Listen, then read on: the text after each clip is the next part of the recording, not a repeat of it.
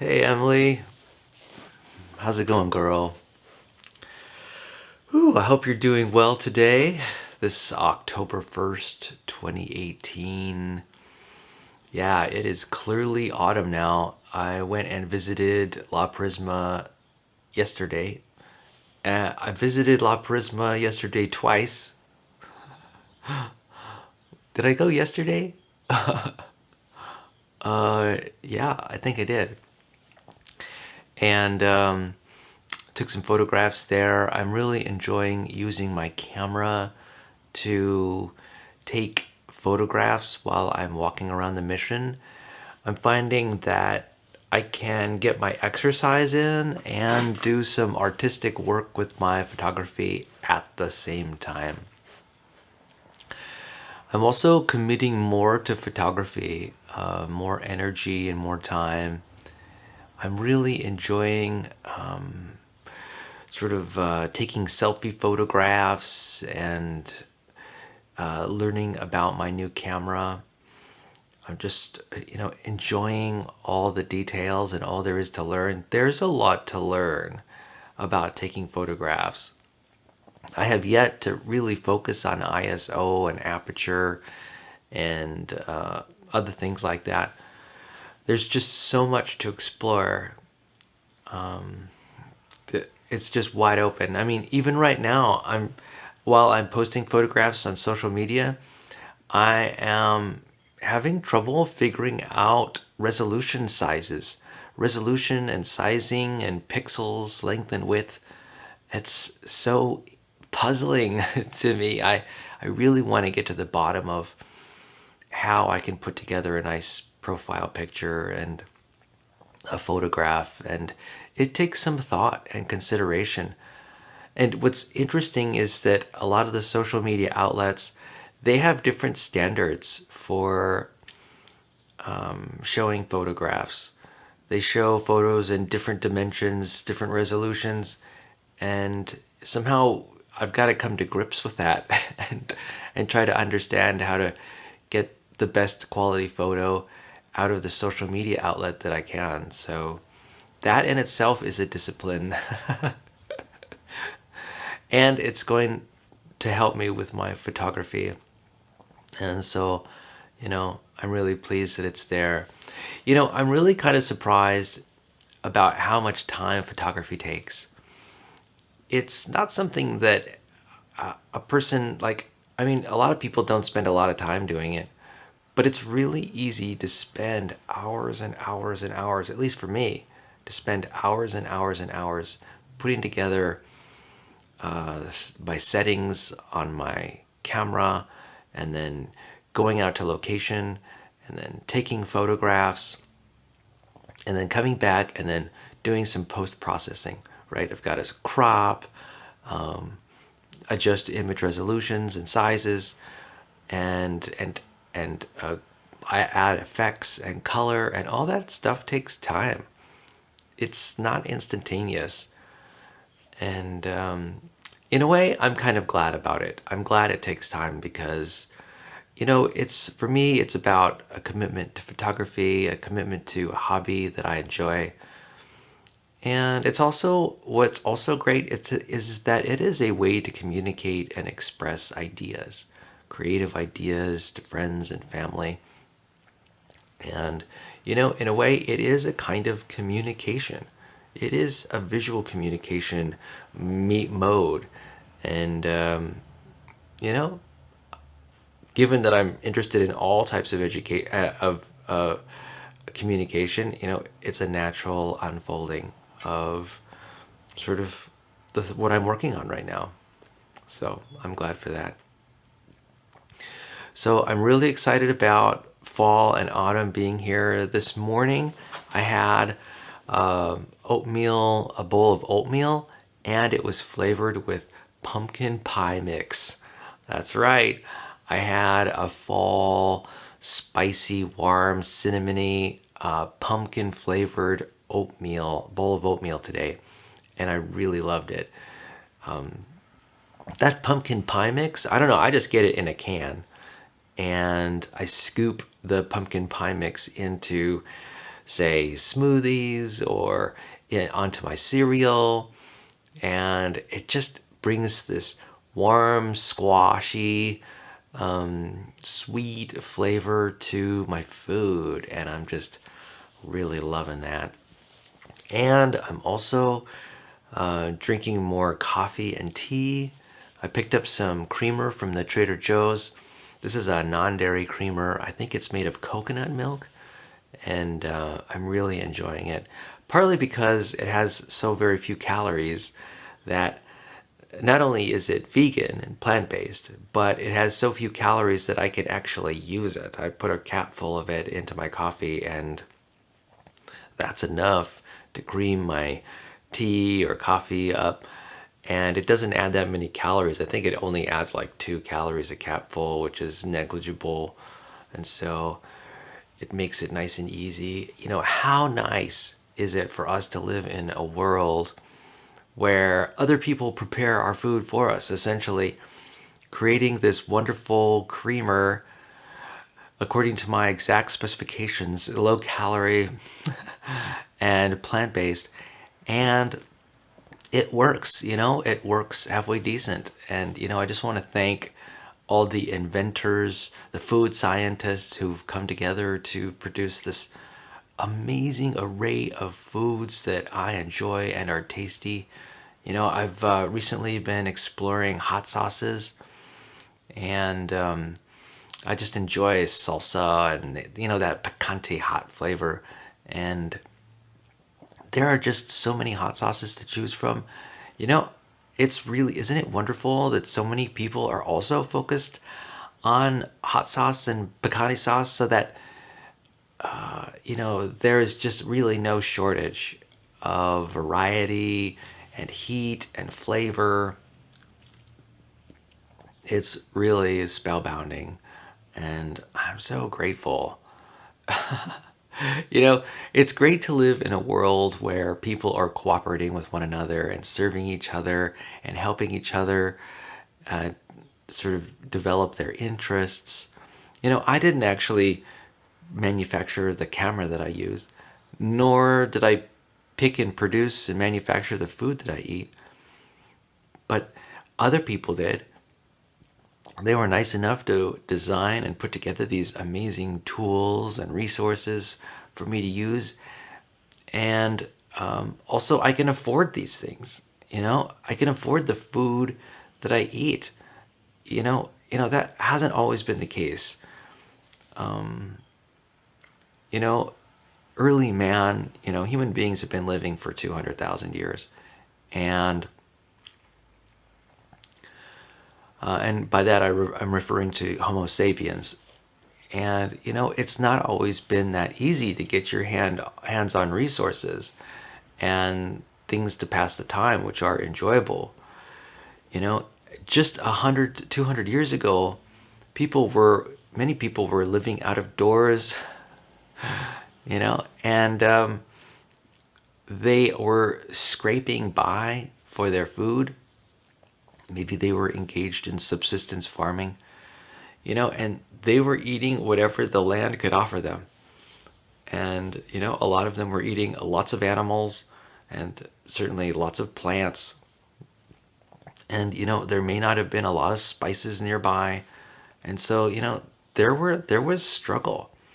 In fact, when I was growing up, I had a next door neighbor, and they would still fetch water from a well. That is a conventional well with a bucket and a winch. And they also had outdoor toilets. So they didn't have running water. Isn't that amazing? This is when I was growing up in Taos, New Mexico. In fact, I remember they would take baths out of doors, outside their home. Oh, they'd also take baths indoors. So I went and visited my friend one time. And someone had finished taking a bath, but the bath was still filled with bath water, and the bath was in the living room. I kid you not. And what was the bath? What did it consist of? It was literally a steel tub. It was a tub. It was sort of like a trough that horses eat out of or drink out of, and it was elevated. I think it was on a table or something. No, maybe it was on the floor. But someone had just taken a bath right there in the middle of the living room. Now, let me tell you, that is relatively primitive to what was possible, at least in that day and age. But there were people still living like that.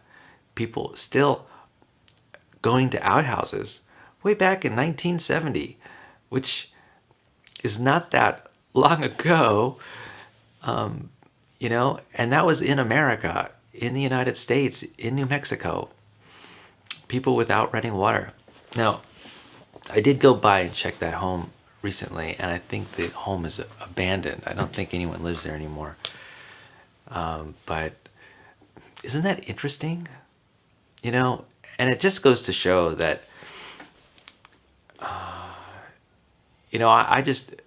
that's part of the reason that I don't take for granted what I've got. Because I've seen how other people have lived, and we have it so good. Really, so good. And I count my blessings every day for things like running water and hot water. And, I puzzle over simple things like the hot water heater. How does that work? I am still puzzling over it. I need to take some time out and learn really in detail how a hot water heater works. I mean, think about it. How does the water get stored in the hot water heater? And how does it get stored under pressure? The city water pressure, it must be pressurized somehow. And I don't know, I'm still puzzled over the whole thing. You would think, as a person who thinks a lot about fluid flow at his work, that he would know like automatically how a hot water heater works, but I don't know. Maybe when I start doing my research into how hot water heaters work, I think I'll probably quickly catch on to what's going on. I just haven't ever looked into it. It's funny how much there is to learn about even the most basic stuff. For example, it's really easy to understand how, say, an incandescent light works, right? The Thomas Edison filament light, it's really just a resistor, tungsten filament. But pretty much a good part of the lighting that I see these days is lit by light emitting diodes, LEDs. And I have kind of an inkling of how LEDs work, but really I need to do more research to figure out how they work. It's basically magic, right? LEDs are magic. How they're so efficient and don't emit that much heat energy for the amount of light that is produced.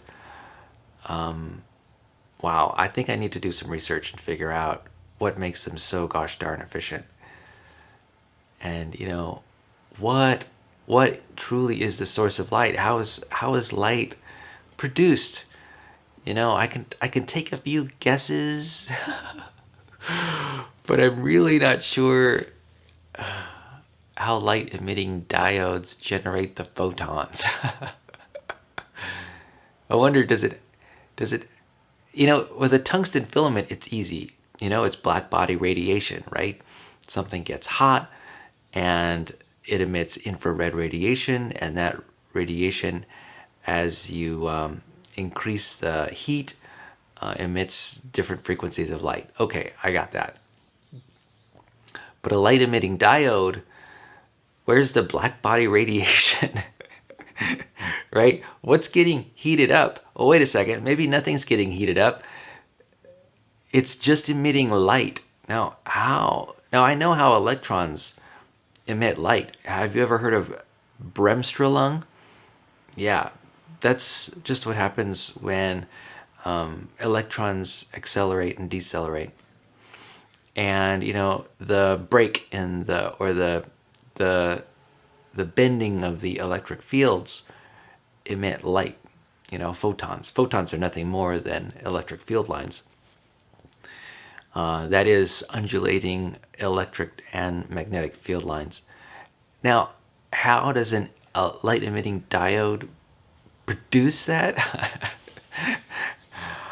I really, maybe it has to do with a sudden acceleration or deceleration of electrons. Now, if light emitting diodes emitted light that way, okay, I could catch on real fast. But if they don't emit light that way, then I'm not sure. I really do have to look into it.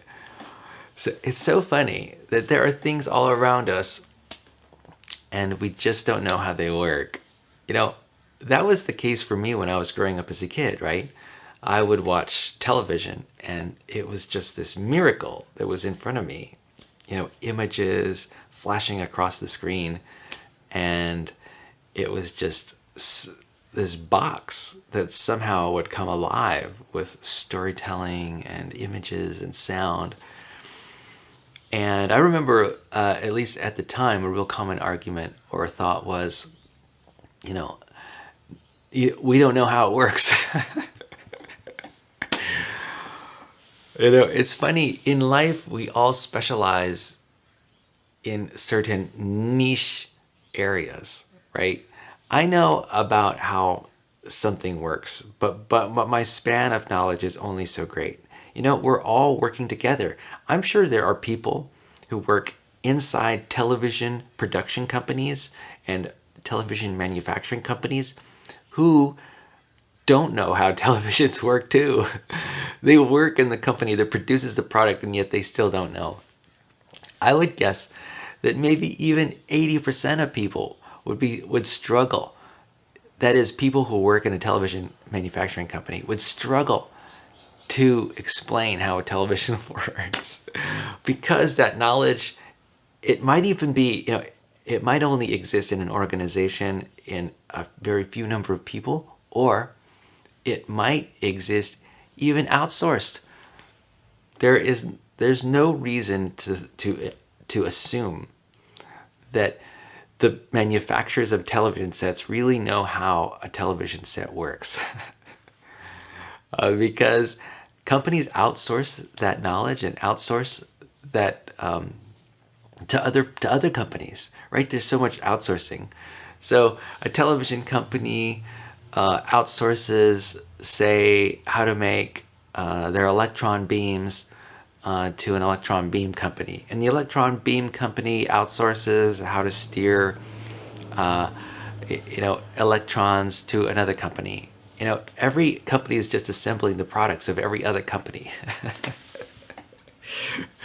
But then there are these so few companies that are, really are responsible for producing the parts and improving upon the parts that are the heart and soul of the product. I can imagine that that's true for a lot of things. Like the other day I sampled some mustard, right? I'm just loving this Inez Mustard. I think that's what it's called. It's an organic mustard I got from the store. Love the flavor. It's just, I'm a person who loves his mustard.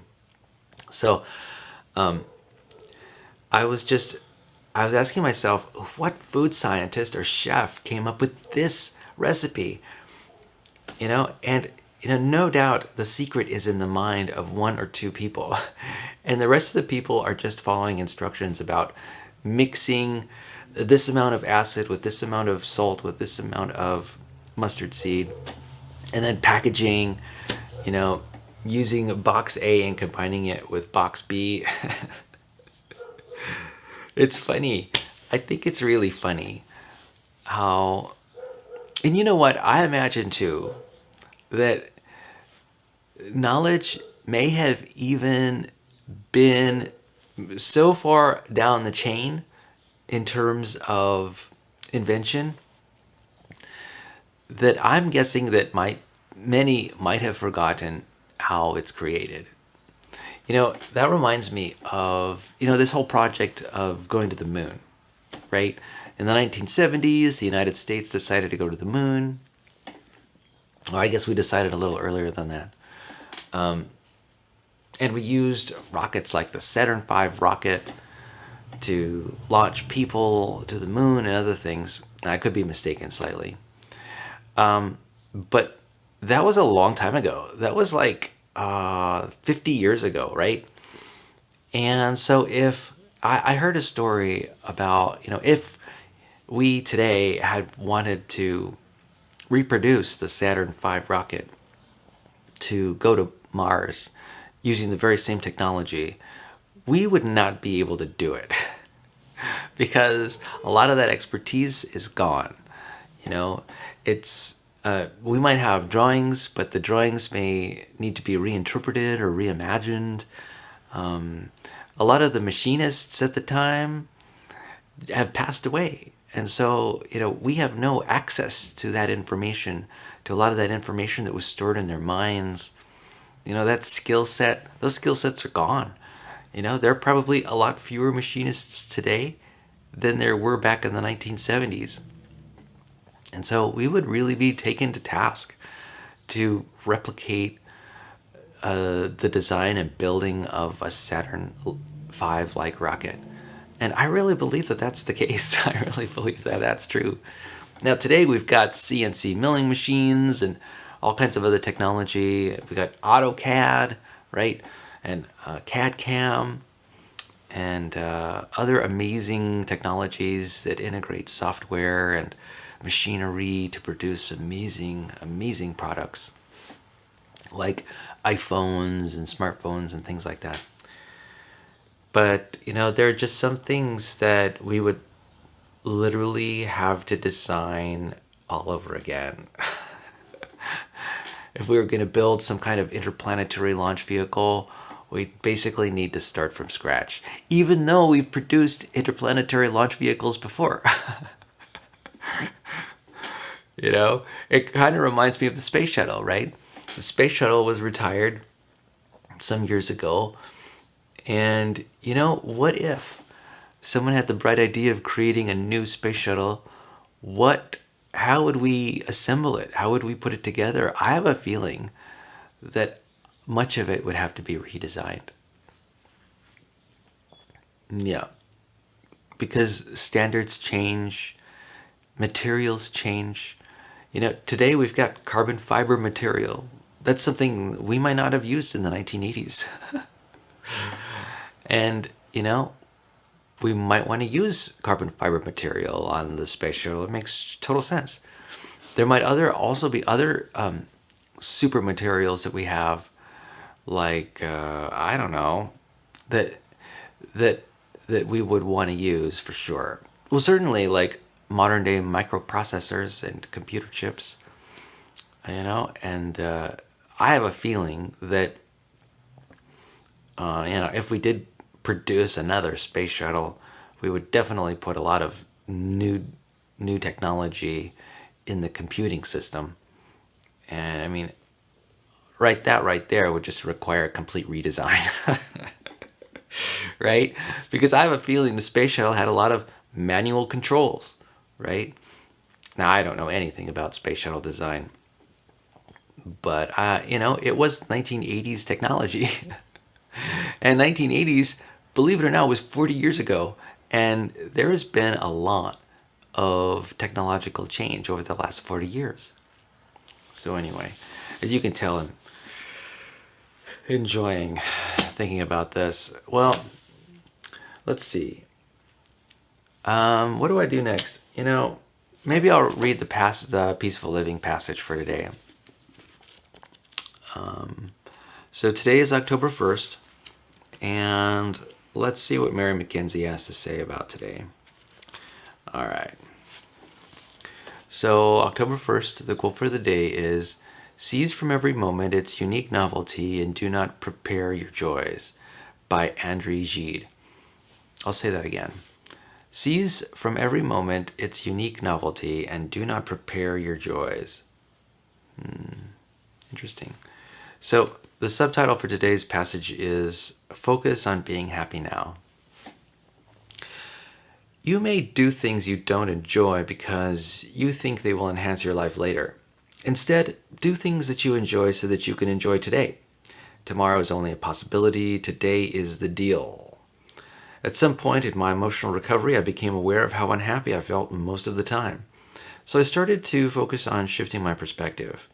I tried to stop judging other people and stop categorizing their every flaw, foible, or misdeed, and instead look at myself. In the process, I began to take responsibility for my feelings. If I was annoyed with someone, I looked at what my underlying needs were, and I set out to meet them rather than be annoyed. Eventually, I grew to understand that I could be happy now if I choose to be. I can focus on what works rather than what doesn't. Don't decide to be happy later. Be happy now. Shift your perspective, and you will transform your experience of life. And the thought for the day is, be aware of your perspective on life today and focus on enjoying your day. So, this reminds me of something I was talking about yesterday, and that had to do with like the separation of minds, the existential separation of minds, the fact of our separation. And that what that entails is like a responsibility for our own thoughts. And I think I want to touch on that today, just for a few minutes.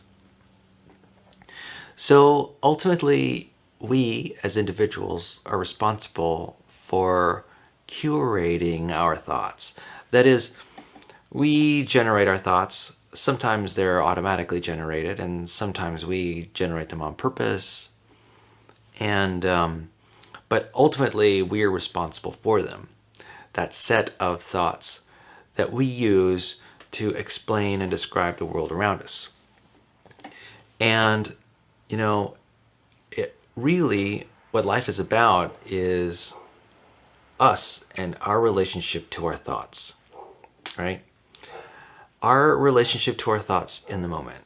And when I mention curate our thoughts, what I'm talking about is I'm talking about an intentional selection of thoughts that are the most useful and effective. So if you can imagine a thought basket. So in my hand is a thought basket.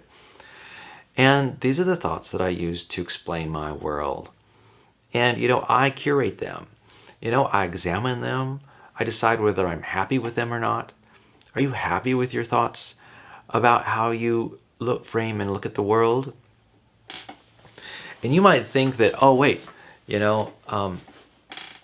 my thoughts are not my responsibility. They're sort of created by the world, my external reality. And, I think that that's a common misunderstanding. Now, it's true that, we can be introduced to thoughts. Let's say if we walk into a horror movie theater, we will feel fear because thoughts and suggestions are being provided to us in sort of culturally specific ways that prompt us to be afraid in the horror movie, right? And that's its purpose. And so in a way, we're sort of collecting the thoughts from the screen and experiencing them in the moment. Now, imagine though that if we were from a different culture, there might be different standards for horror movies. A horror movie occurs and is effective because it's it's translated into our cultural mores and norms. But imagine you lived in a Native American Indian tribe that lived 10,000 years ago, and it was a horror movie geared toward that audience, right? Translated into their language. You might not be afraid at all. For example, what might be fearful to that nomadic tribe might be cold, right? Or it might be wild animals like wolves or bears. Now today, we don't necessarily have a culturally ingrained fear of bears. It's not that strong. But perhaps just a little hint of a little bear, say in a movie. I guess what I'm getting at is that there's like this Gaussian curve, right? And of people who are affected by a movie in a certain way. you know, and not everybody's affected in the same way. So I was saying that if you have 100 people, let me just check my time here. Okay. So let me just finish up my point. Not everyone understands material that's received in the same way. Like, for example, there are people who are afraid of snakes or people who are afraid of spiders. Not everyone's afraid of snakes. Not everyone's afraid of spiders. There are people who are not. People react in different ways to triggers in their environment. And, the way we react is the result of conditioning from our culture, mostly. Otherwise, how we react is often, I think, with uncertainty. Okay, there's a lizard there. What does that mean? There's a lizard. This is for someone who's not necessarily afraid of lizards. Maybe they've never seen a lizard. Then there's uncertainty. Like, oh, what is the director trying to convey in this horror movie? Is he trying to convey some kind of fear of lizards? So, and then there might be people who are deathly afraid of lizards, right? And they will get the message because in their culture they've been conditioned to be afraid of lizards. Well, anyway, that's my point. My point is that it's subjective, right? The messages you get from your external environment, how you interpret them is subjective and really a function of how you've been conditioned over time. So, now, what was I trying to say earlier? I was talking about curating your thoughts and how we think that how being triggered by external environment and how our external environment creates these emotions in us. And really, it's more about what we've been conditioned, what we've learned from our environment, and how we respond habitually to our environment. So those responses are really the result of tens of thousands of decisions that we've made over the course of our cultural conditioning, right? So really, I guess what I'm saying is that,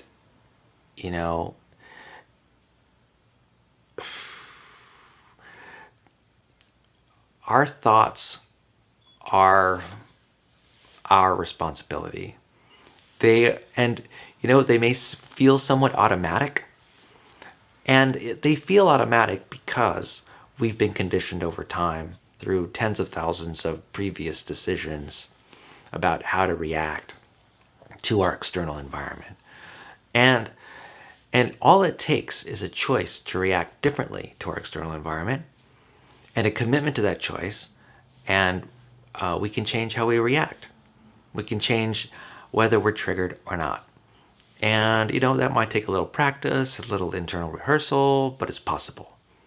Anyway, I'm going to talk to you later. I'm going to get to work right now. Have a wonderful day. I'll be back in just a moment.